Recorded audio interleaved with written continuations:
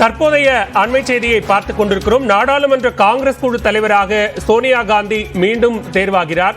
தற்போது நடைபெற்ற காங்கிரஸ் செயற்குழு கூட்டத்தில் இதற்கான முடிவு எடுக்கப்பட்டிருக்கிறது. தொடர்பான கூடுதல் விவரங்களோடு இணைகிறார் நமது டெல்லி செய்தியாளர் சுசித்ரா. விவரங்கள்.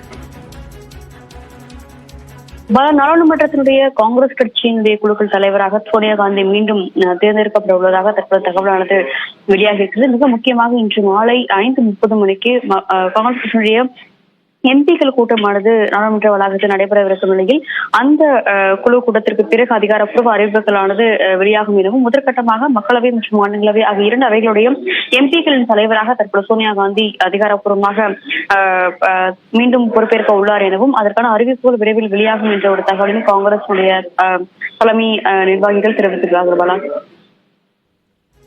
நன்றி சுசித்ரா, விரிவான விவரங்களுக்கு.